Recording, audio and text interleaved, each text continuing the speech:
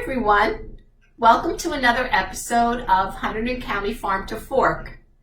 I'm Sandra, Family and Community Health Sciences Educator for Rutgers Cooperative Extension of Hunterdon County.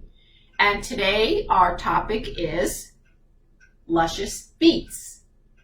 So I hope you caught Megan's video last Friday where she talked all about the growing tips and different types of beets. It was really informative. Today we're going to talk about a little bit about the nutrition of beets and how to prepare a recipe that I guarantee even people who don't like beets will enjoy. That's my beet hummus recipe for people who hate beets. So beets are truly a vegetable that is a nutrition powerhouse. The great thing about beets is that you can eat the tops, the leafy greens.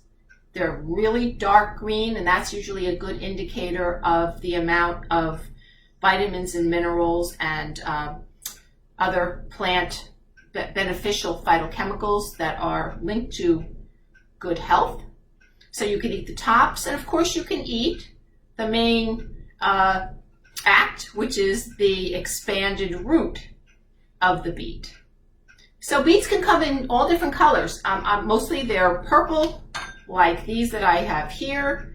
I've also eaten beautiful golden beets that have a little milder flavor than the purple beets, in my opinion. And there are other specialty beets that can be striped in color. So beets, I think, are a very exciting vegetable. But I found that either you love them or you don't like them. And most members of my family really don't like them. And I love to grow them. I love to eat them. But sometimes it's tough when it's only you eating all that produce. So my recipe that we'll do in a minute, I think is a way to get very nutritious beets into a recipe that more people will enjoy, even if they don't think they will. It's always good to be a little bit sneaky and conniving. So before we get into the actual recipe, I want to go over my trivia question of the week. So it says, both the root and leaves of beets can be eaten and contain, as I just said, many beneficial nutrients. The root contains a high amount of a certain compound which may have blood pressure lowering effects. Blood pressure lowering effects. Name this compound. I'll give you a minute to think about that. What is the name of the compound that's contained in an abundance in beets that has been linked to lowering blood pressure? And the answer is nitrates. Beets contain high levels of nitrates, and that particular class of compounds has been studied and linked to its effects on vasodilation, so opening up blood vessels so that blood flow can increase, and that can play a big role in blood pressure. But that's not the only beneficial nutrient in beets. So as we said, they're high in many nutrients. In particular, they're a good source of fiber. The greens in particular are very high in folate. And remember, we talked about that nutrient a couple episodes ago where we said that women of childbearing years, it's important for them to get adequate folate in their diets to prevent some types of birth defects when they're pregnant. So there are many great nutrients, vitamins, and minerals in beets. We typically will roast beets. That's how I actually prepared the beets that I'm going to be putting in my hummus recipe today. So I did them actually in foil in my oven on a baking pan. Just cut off the tops, cut off that little bit of the remaining pointy root. If it's a really large beet, you can cut it into quarters and just wrap it tight in foil so that all the juices don't leak out all over on your roasting pan, and you can just roast the beets until they're tender. If you have small beets, they roast really fast. You can group them in a single piece of foil. If it's a really large beet, which sometimes the one I roasted to make this recipe was really large, it was like that big, I just cut it into quarters and just wrapped maybe 2 pieces and 2 pieces in foil. So the great thing about roasting beets is that you do not lose all of the flavor because all those great fluids don't leak out all over the place. You can also roast a whole bunch of them and then freeze them for later use, which is exactly what I did for my hummus. But you can also microwave them, you can steam them, you can prepare them in a bunch of different ways. But let's talk about a recipe that I think is super easy and a good way to incorporate some very nutritious beets into a recipe that your family and friends may enjoy. So what I like about a hummus recipe is that you can really tailor it to your own taste. Once you assemble your basic ingredients, then it's just a matter of experimenting with the components that would add fluid or liquid to the recipe. Like in our recipe today, that will be olive oil and some lemon juice, fresh lemon juice. And of course the beets contain a fair amount of liquid all by themselves. So what we have assembled today, I think a really great starter recipe for a beet hummus. We have rinsed chickpeas.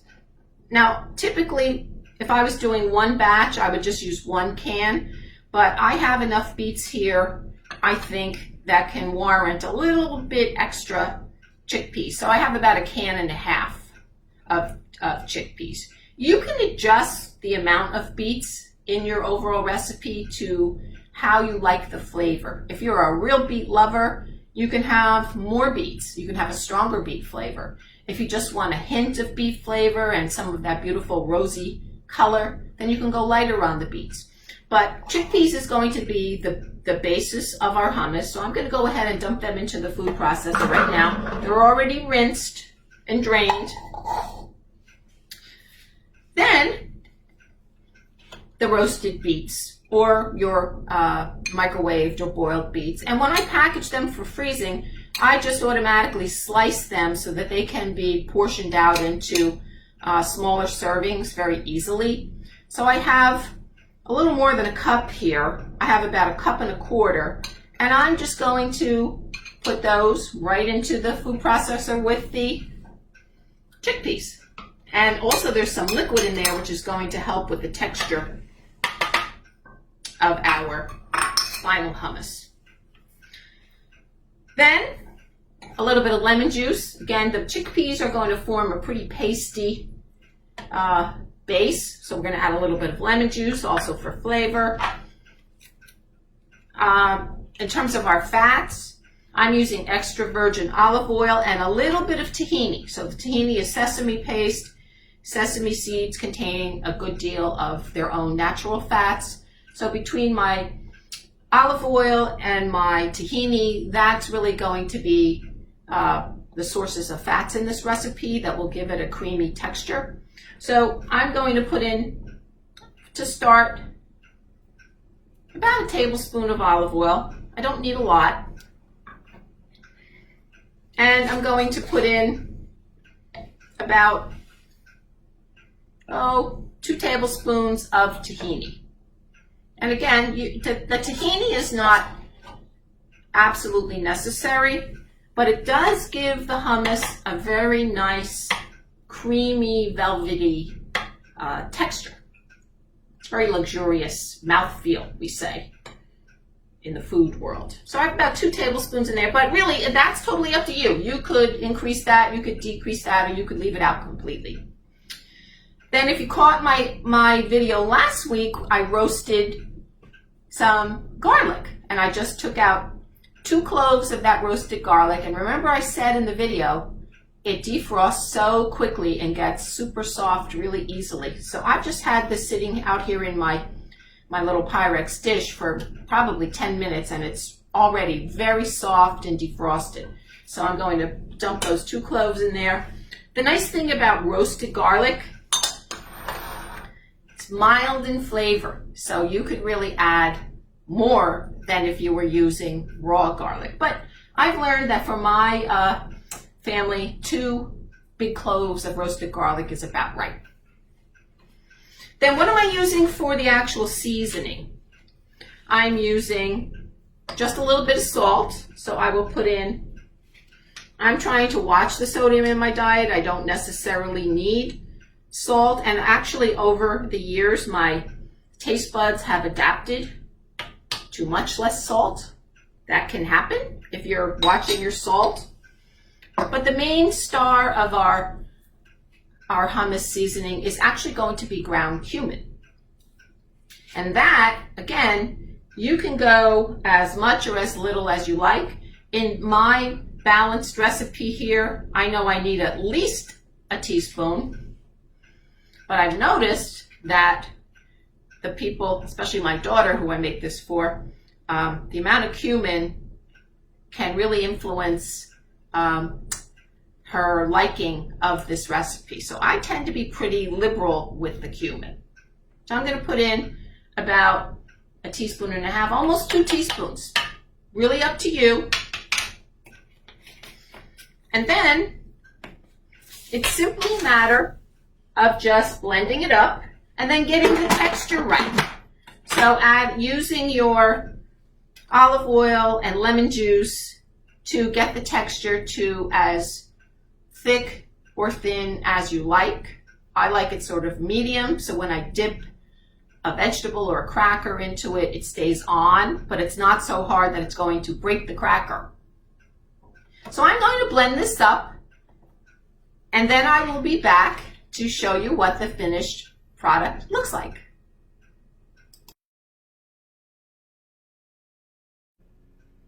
Okay, I'm back with the finished product, the beautiful rosy pink purple beet hummus. Here you can see just how gorgeous the color is, which is, I think, one of its best characteristics. It's so beautiful to look at. You can serve this with fresh vegetables or whole grain crackers. You can put it on a pita. It's a great snack, and it is absolutely loaded with nutrition besides those beets with all those great vitamins and minerals. We have the protein from the chickpeas and the extra fiber from the chickpeas, and we have some good sources of healthy fats from our olive oil and our tahini. So try, if you like beets and you're trying to find a way to prepare them with your family and friends, try this really easy beet hummus. And I guarantee that you may convert a few people over to loving beets. So I hope you join Megan next Friday. We should be moving on to yet another spring, early summer produce that she'll feature in the next Hunterdon County Farm to Fork episode. And then I will follow up Megan the Friday after with a coordinating recipe. So join us as we continue throughout the season, and I will see you next time.